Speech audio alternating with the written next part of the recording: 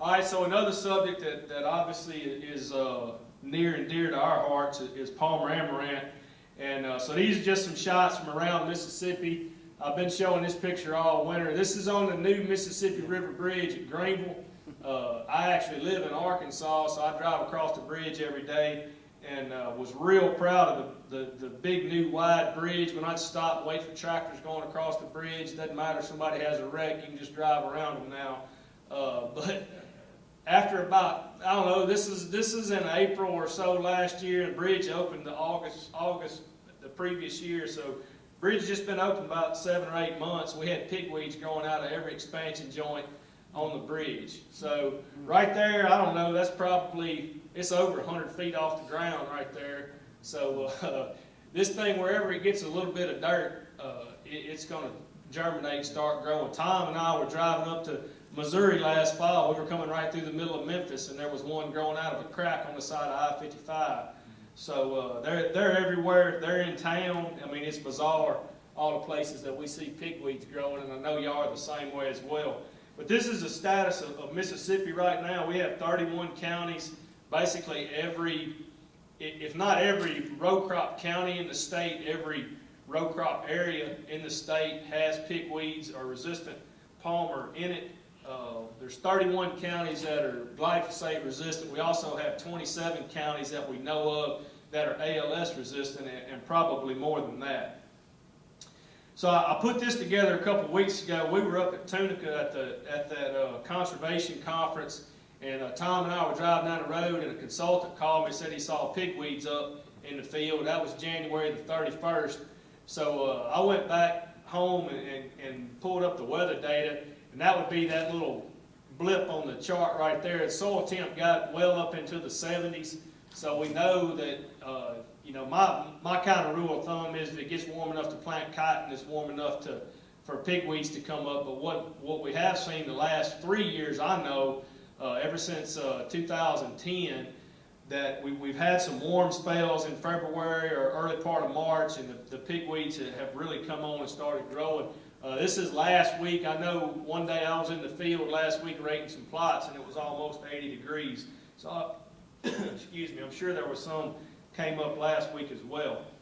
So leading into that, you know, where we do have pigweeds that are up prior to planting, that gramoxone application or a pre-plant residual application is going to be very critical, and then checking behind it as well. You know, if we get a gramoxone application out, say, you know, 2 or 3 days before planting or right after planting with the Cotaran for residual, we need to go back and check and make sure that gramoxone application worked before the cotton comes out of the ground, because that can be that can end you up pretty quick. All right, so you've all heard us talk about overlaying residual herbicides, and this would just be an example of that. We got Cotaran Pre. This would be more of a traditional application, but we've got several pigweeds coming up there. We use that combination of reflex pre-plant and then Cotaran behind the planter, and does a much better job. This is our Mississippi State recommendation for managing palmer in cotton, and it's very similar to the previous slide, based on overlaying residual herbicides. So we want a residual on the ground prior to planting, an additional residual at planting, at least one application of dual, if not two, a post-directed application if the grower is set up for that, and then for sure a lay-by at the end of the weed control season. So this is on our website if you're interested in looking at it. There's a lot more information on the actual publication that is on the slides, a lot of footnotes going along with each of those. All right, so just to give you an example of what we've been dealing with, and I know you've been dealing with as well, this would be, you know, just a traditional at planting Cotaran application, probably adding a gramoxone would be a little less traditional, or reflex pre-plant and then the gramoxone Cotaran at planting. All right, that's over the last 3 years, and that's what I've gotten out of it. Doing everything as close to perfect as I can. All the little red circles there are where the pigweeds were. So in 2009, I'm not sure about up here, but in the Delta, it started raining pretty soon after we got these applications out. It rained for, I don't know, 2 or 3 weeks, but most of our residuals washed out that year, and we had very, very short length of residual in most cases. This past year was the exact opposite. We planted cotton on Thursday. We sprayed cotton on Friday. We got 0.2 of an inch of rain the following Friday, and learned very quickly that that is not nearly enough incorporation moisture for cotton. So basically, 1 year out of 3, these treatments have done exactly what I wanted them to do. But for sure, it's better than doing nothing. And then having that reflex down pre-plant, in my opinion, you have a lot better opportunity, or your odds are better at least, that one's going to get incorporated, and you'll have some residual out there when the planter goes through the field. All right, last thing I want to talk about just briefly is warrant. We had a lot of questions about warrant last year. I guess we learned that we didn't know as much about warrant as we thought. And I see Darren Dodds just walked in. Darren got a lot of calls about it too. So this is some stuff that we did last year. Ken, this is actually your test that you had sent us, but this is a 1-leaf and a 5-leaf treatment of a 1 and 2x rate of dual magnum, and then a 1 and 2x rate of warrant.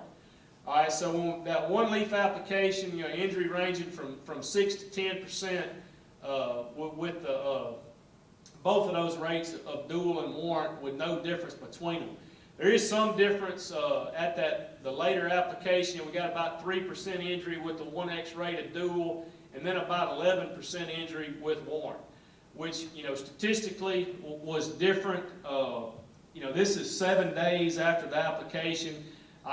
In my experience, by 14 days, the injury with both of these is gone, unless it's very severe. So I'm not sure that warrant is more or is hotter than dual. I think we didn't expect it to be as hot as it was, and so I think that's what the origin of a lot of those questions were.